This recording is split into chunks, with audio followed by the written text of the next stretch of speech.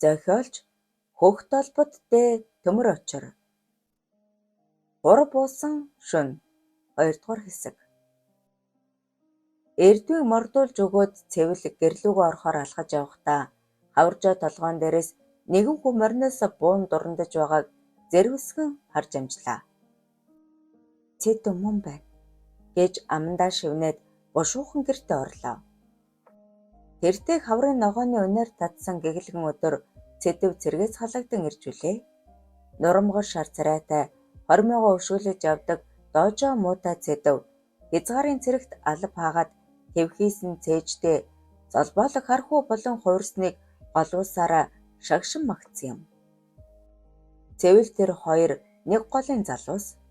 Цэвэл 8 дугаар ангиа төгсөөд сургууль соёл гэлгүй бие муутай ээжтэй хань бараа болохоор мал дээр гарчээ. Түүнд өөр сонголт байсангүй. 17 нас хүрч охин боловсрч гүйцсэн жимс шиг хэн хүний хараа булаах насандаа ээжтэйгээ хоёул байх зүдэг бүсгүйг элэг барих гэсэн савсаг харчууд мундахгүй. Тэрэл үед намарж айлсаж буусан сахал дайлын хормой цэдэв бүсгүйд нүд унган бууж мордох болсон билээ. Эрчүүдийн харцыг булааж зүрхийг гжигдэх сайхан бүсгүй болж буйдаа сэтгэл дэврэх болсон цэвэл түүний ёстой нэг нүдэрээ тоож хараагүй юм. Түүнээс 3 насаараа хадлаа өвгөн хүн шиг эмээл дээрээ лаг хийтэл бүгдийн сууж цагаан олиортой хашинхээр морьтойгоо бүх шогшуулах нь нэг л хэмэр золбоогүй харагдана. Дур эзнээ голохгүй дунд чүмэг бие голохгүй гэгчээр бүр цэвлийг сууй барий гэж гуйсан удаатай. Цэвэл тэр үед хөх инээд хурж хөхний толгой эргүнэх гихч болжээ. Гэтэл тэр одоо үеийн бүсгүүчүүдийн харааг булаасан тостой гараар баримгүй сайхан ханхгар залуу болчихсон айл хэсч дөрөөн дээрээ босон дуулан жиргүүлж явах боллоо. Цэдэв тэднийд буулаа эдний охинтой зэлэн дээр нь уулзаж байна гэх үгс бүсгүүн чихийг шүргэх болжээ. Түүнийг мал тавьсан хойгуур ээжтэй нь хальц толгой тавьснаас хойш тэднийхэр ахиж үзэгдсэнгүй. Нэрээ ямар сайхан залуу болсон юм бол доо. Царай зүсийг нэг харах юмсан гэж дотроо битүүхэн хүлээх болжээ. Цэдэв ирснээс хойш бараг сарын дараа голын ирэг дээр тэр хоёр анх таарчээ. Өглөө эртэд хэдэн дуглаа услаа зогсож байтал ухаан морьтой цэдэв эсгэрүүлэн давхиж ирэв. Ногоон даавн дээлээ шар дурдангаар өргөн орон бүсэлж хар бүрх малгай духтуулан шинхэн хороо мушгалсан цэдэв ганган дэгжнээс гадна зүс царай бие бэлтэр нь танигдхийн аргагүй хувирчээ. Бүсгүй ханцвын салбарсан балбаа дээлээ зулган ханзарсан гутлаас ичиж бушуухан зүгтмар санагджээ. Цэргийн алав гэдэг эр хүнийг ингэж гоё хувиргадаг юм байх та. Гэсэн шүү юм бодон гэрвшид зогсдол тэртээ мориноосоо буун мэд мэдээд ширгэн дээр өвдөглөн суулаа. Түүнийг нүд салгалгүй дагуулan харах цэдэв чи үнэхээр сайхан бүсгүй болжээ гэд инээмсэглэв. Түүний хэлсэн үгэнд бүсгүй нүр чинэрч халуун оргих шиг болов. Цэдэв зулбуураар оролдон хэсэг чимээгүй сууснаа хормойгоо гөвн босож цэргийн албаны 1 жилийн хугацаанд чамайг их л саналаа. Ухаан худагт байгаа баяа өгнөд очиж золгочхоод орой танахаар дайрнаа гэд мориндоо алавхын морджээ. Цэвэл тоос татуулан хурдлах түүний араас харж зогсохдоо чамайг л их саналаа гэсэн үг түүнд дэврэн бодол төрүүлжээ. Тэр өдөр яаж чуухан өнгөрснийг санах юм алга. Орой танахаар дайрна гэсэн учир битүүлэг үг нэгэн бүдэгхэн совин татуулна. Үүс гизгээ угааж дээл хувцас солон гэр орноо цэвэрлэж хэрдэл бэлджээ. Орон гарын дуу аялах охиноо ээж нь гайхан харна. Үчин бүрий болох үед цэдэв уян дээр бов. Охиныхоо далд баяр хөөргийг гадралсан ээж нь гарынхаа эдээ ундаагаар гайгүй сайхан дайлжээ. Ээж нь эрт хажуулж тэр хоёр элдвийг хүрэнсээр шүн дүл болжээ. Тэнгэр хуйсагнан бороо шивэрч эхлэхэд цэдэв угсгийн гарч морины эмээлээ хулан оруулж ирэв. Цэвэл өрхөө бүтээгээд түүнд газраар гудас дэвсэж хүнжил дээр тавиад өөрөө баруун орлууга бушуухан шургажээ. Борооны туслууд гэрийн бүрээс дээр под туслах чимээ чагнан сэрвэлзэн хэвдэх бүсгийн хүнжлийн сэжүүрээс зөөлөн угзрах шиг болоод хүү ихийн завгүй өвөртөн шурган оржээ. Тэрээр бие хураан хан руу эргэн шахахад хажуугаар зэрэгцэн хэвдсэн цэдэв нэмгэн дотор хувцсныхан доогуур гараа шургуулж өөхийг нь зөөлөн бацлав. Эр хүний халуун амьсгаа шилэн хүзүүрүүн төөнөхөд амьсгаан дээрдэн ёр бусын сонин мэдрэмжинд автжээ. Цэдэв түүний гараас аяархан татан өөрлөгөө эргүүлж хоёр хөхийг нь элж таалан үзүүгүн шимэн үнсэж эхлэв. Хөөхнийхэн толгой эргэнэн хадуурж сэрэл дурн оргилж байлаа. Хамаг биеийн жиргүнэн бүсгүйг тэрээр үнсэж өнгөн гараа айжим доошлуулсаар байлаа. Бүсгүйн дотоожиг зугуухан тайлгацуур үнсэж үгэлсээр л. Нэг л мэдхэд эхээс төрсөн биеэрээ чармаа шалдан болсон бүсгүй эм хүний зөн савнгоор бие сулдан тавив. Цэдэв алгуурхан гулсан бүсгүйн дээр гарч хоёр бэлгэс золгох мөчөд бүсгүй өөрөө мэдлгүй ээжээ гэж суулхан шивнэв. Бүсгүй нууцын орон халуу дүүгэн тэргийн тэмдэггүй ухаан санаа нь балардах шиг болжээ. Цэдэв чилгэр мунаа зугуухан шургуулж бүсгүйн сулхан гиншилттэй хэмнэл тааруулан зөөлхөн хөдлөнө. Бүсгүй хорвоогийн нууц явдал янаг үлийн амтыг мэдрэгсэн гэж шунах мэт дал мөрөөр тас тэрж нүдэн анин гиншинэ. Залуу хөдөлгөөнөө аажим нэмэн үслийн элдэн бариухан чиглэг цэцгийн дэлбэрөө шумгасаар байв. Залуугийн чинэрсэн эрэгтнийг бүсгүйн хүслийн орон хавчин чангалж хариугүй дур тавих төгөхөд ажуухан сугалж амьсгаагаа дарахаар хажуулдан хэвтлээ. Бүсгүй түүний хүзүү хоолойг эргэнүүлэн үнсэж эрхлэн найлах хатна. Дур хүсэл нь оргилсон залуу бүсгүй хоёр төдөлгүй бол борон амтыг дахин мэдрэхээр тас тэрвэрлэлээ. Дээвэр шажигнуулах борооны чимээ янаг хоёрын дуу авиаг дарах гэсэн мэт улам ширүүлсээр байлаа. Цэдэв үзүүр барим ташуур шиг бахимхан бэлэг эрхтнийхээ уурган язоор шиг ширүүн толгойг эмээлийн бүрээснээс өөр юм хөдөлгөөгүй сарнай ягаан руу лавхан шургуулж хөдөлгөөн нь төрөгсөх тусам бүсгүй амьсгаан давчдан байж адан хавчигнана. Бүсгүйн хамаг биеийн жирсхийн гүйдэл гүөх шиг болоод чимчим хийхэд тэр сая амьсгаа даран бие сулжээ. Энгэр задгаалж эм хүн болох хорвоогийн жамыг дагсан ч зөв буруу аль нь болохыг тэрхэн үед ухаарсангүй. Үүр цайтал ноололцсон тэр шөнийн жаргал дараагийн ямар ч учирлаас илүү амттай байсныг хожим ухаарсан билээ. Түүнээс хойш цэдэв хаяарж залуу хос жаргал цэнгэлтэй умбон байсан ч аргагүй эрхэнд холдон салах өдөр иржээ.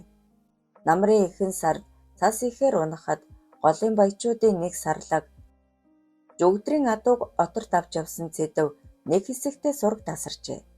Цэдвийг санаж хүлээсэн нойргүй сэрвэлзэн өвлийн урчнуудын санаашрал цээжинд нь хүндүрлэнэ. Цаг үесэж цас хандрах цагаар оторт авсан цэдэв ирсэн сураг гарсан ч тэднийхээр үзэгдсэнгүй. Чих тавин суухад сарлаг жүгдрийн охноос салж чадхаа байсан гэсэн ховын үг чихийг нь зүүгэр хатгах шиг болжээ. Арай үгүй байлгүй дээ гэж сэтгэлээ хурахыг оролдоно. Цаг наашилж цахилдаг хөхрөх цагаар хурмын сураг дуулдаж горьдлого найдлага нь бүр мөсөн тасарсан юм. Нэг удаа ороон орсон халтар азраг нь чилгэр хар сэлдийг савлуулан байцгүйг шээс алдуулан хөөж ирээд нурууг нь хотолцтол гიშгэхэд тэр нэг шөнийн учирлаа бодон хамаг бие нь арц хийсэн билээ. Царай зүс бие хаа үйл үрдсээрээ цэвлийн чигчиг хуруунд ч хүрэхгүй жүгдрийн бүдүүн бараг бүсгүй жаргалтай царай зүрхийг нь хоёр хуваах шиг болсон билээ. Анхнаасаа цэдэвт нүүр тал өглөгүй гол шилсний гор гарвуу тэр надаас хариуг авч тохуурхсан юм болов уу? Гэх зэрэг баримт тавин бодол сэтгэлийг нь ээдүүлнэ. Ядуу тарчиг бүл муутай бүсгүй хүн гэдэг эрчүүдийн хуулийг тайлж хоногийн зугаа болоод өнгөрдөг юм байна гэсэн гашуун бодол зүрхийг нь мэрнэ. Ингэж л гундаж гандаж явхад нь булд руу ирдэв тэднийхээр бууж мурдах болсон юм. Эхэндээ эхнэр хүүхэдтэй хүн байж намайг элэг барих нүдэ гэсэн хар сэжиг төрж байсан ч ээжийнхээ яриа хөөрөө хандлагаас учир битүүлэг нууц байгааг гадралсан юм. Эхнэр аваад хагасчил чимээ сураггүй байсан зэдэв хаврын өрн цагаар тэднийхтэй сайхалт бууж хаяа малын далмаар бууж мордох болжээ. Цэвэл нүүр тал өгөөгүй ч нутгийн хүнийг хөөж туултай биш чимээгүйх нь цай идэ барьж хаад хоньны хашаа тугалын зэл рүүгээ явчихдаг байв. Зэдвийн шүлэнгдсэн харцнаас айж хамаг бие нь ар заах шиг болно. Ээж нь эзгүй байсан нэг өдөш зэдэв гитэх мэд чимээгүйхэн орж иржээ. Үйл мэгтэд суусан цэвэл цай идэ дөхүүлж өгөөд хар цагаан дуугарсангүй. Тэр халамцуу бололтой нүдэн сүмэжээ. Цай шор шор оочлон чимээгүйхэн сууж байснаа уртаар санаа алдаад "Цэвлээ. Би чамаа санаад яг өөхөх нь. Чамтай жаргаж хонсон тэр шөнүүд шиг янаг халууныг дахиж амссангүй. Хоёулаа хуучнаас сэргээх үү" гэж эрээ зэргүй хэлээд түүнийг тэврэх гэж ухсгэв. Тайван дөлгөөн зантай цэвэл дүрсхийн урлаж үйлээ хаян босоод "Баян айлын бандгар хүүхнийг тэрч хөвтгтээ чи намайг санаж байсан уу? Чиний хуурамч цусар өгөнд хүүхэд чиг итгэнэ гэж санаа юу?" гэж ширүүхэн хэлээд ширв татхад байдал буруугаар эргэснийг ойлгосон цэдэв муухан инээгч аядан "Цэвэл минь. Сур эзэн нохоо сурсна мартахгүй гэдэг дээ. Чээж гэсэн хагсарч уйдаад халуун хүнжил жаргахыг хүсчил байгаа байлгүй" гэж эрээгүй хэлэхэд мөргөх бухын нүд улаан хорлох хүний харц зэвүүн гэдэг шиг санагдаж цэвлийн нүд гурвалжлан "Чи намайг голт минь ортол гомдоочхоод яаж ийм үг хэлж чадж байна? Би нэг нэр хоёр хож зүүмээргүй байна. Чи одоо манайхаас бушуухан явж үз" гэж шазуур зүүн хэллээ. Үлх залгсан мэд дууга хураан хэсэг дөмбийн суусан зэдэв арга нь барагдсан хүний шинжтэй босож нэг сүнээгаад "Аргагүй. Булд руу ирдэв чиний хор манаас зүгдэх болсныг мэдээгүй гэж санаа юу? Жалам эгч дуулвал улаан үрэгч сарлаж голоор нэг шив шиг болно доо" гэж хорон үг хэлээд хаалга саван гарч оджээ. Өдрийн үгэнд сөөм хариугүй гэдэг. Үнэн дээр бүсгүй юу ч хэлж чадалгүй цээжээ даран орон дээрээ лаг хийн суужээ. Цэвлийн цээжинд хүндүүрлэж сэтгэлд багтарч авсан бүхэн зад тавих шиг асгаруулан уйллаа.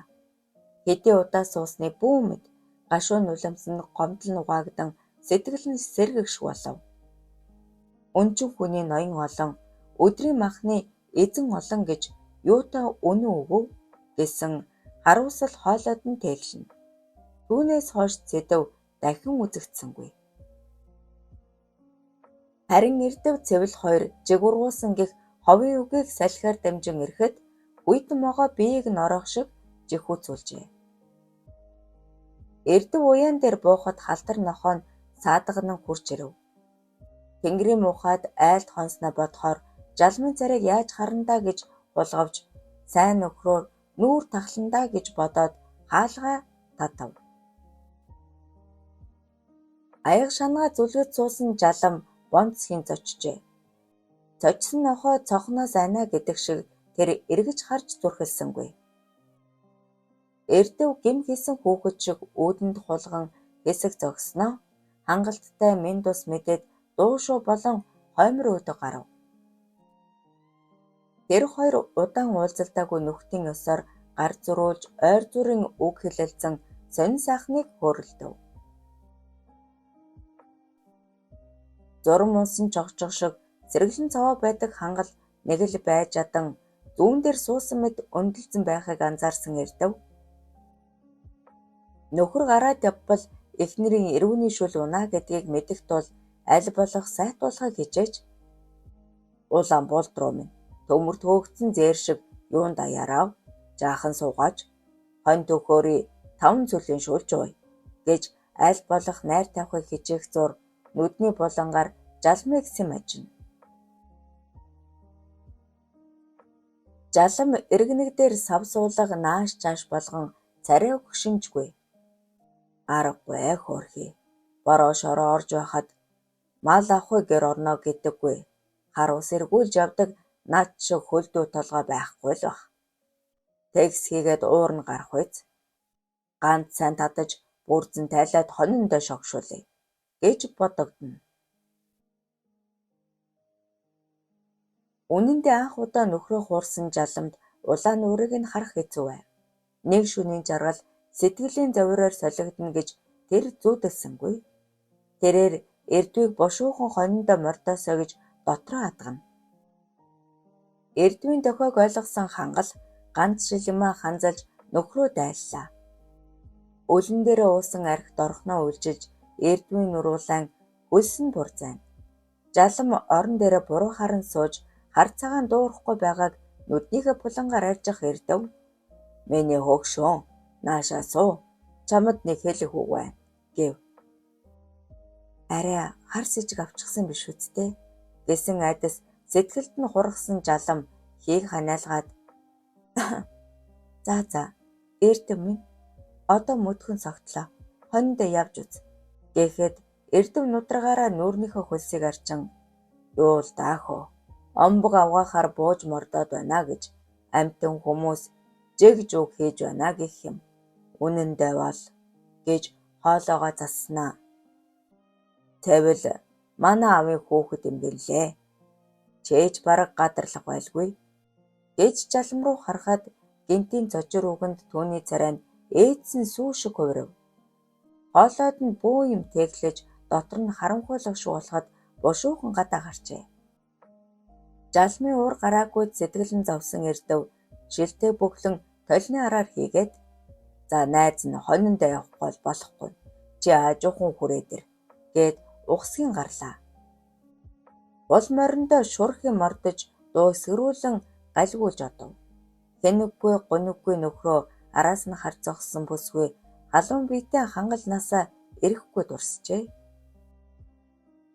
20 настай хонгор зүстэй байхдаа зэргэлдээ сумын адуучин залууд хөл алдан дурлаж хөөгөөрөн их шиглэжүүлээ. Адуучин залуу бүсгүй хоёрын хайр дурлал хаврын шувууд шиг ганганан ихэлсэн ч намрын шувуу шиг гунган салсан юм. Адуучин залуу нэг л мэдхэд хэллэггүй алга болжээ. Хожим дуулахны хот орон бараадаж амьдрал ахуйгаа түгнүүлсэн сурагтай. Дээлтэйгээ хатаж дэрсний толгой шиг бүхийж авсан үед нь эрдэв сэтгэлийг нь зөөлсөн билээ. Аавтай нь хамт адуу малын ирэлд мордож хамжаа нэмэр болж хултай хайрыг залглан хурдан морь ярьж суух номоо зантай эрдэв ойр орхон бууж мордсоор нэг л мэдхэд сэтгэл дасан дурлалын гашуун дурсамжаа мартаж зүрхний шархаа эдгэжээ. Энэ бүхнийг эргцүүлэн зогссон бүсгүй ховын үгэнд автаж хормоогоос өгснөө бодохоор хамаг биеэр нь ичхүүр нэвчинэ. Төдхнөө сэтгэлд нь хар үйл хуралдаж зүрхний гүнд нь гэмшлийн хур буулаа. Удалгүй гэрээс гарч ирсэн хангал бараа налсарсаар байгаа удаггүй нөхрийнхөө араас харж зогссоор байв. Түүний сэтгэлд ямархан манан бодон татаж байсныг хэн хэрхэн таварлах вүлээ? Төгсөв. Зохиолч Хөх толбот Д. Төмөр Очир 2026 оны 5 сарын 5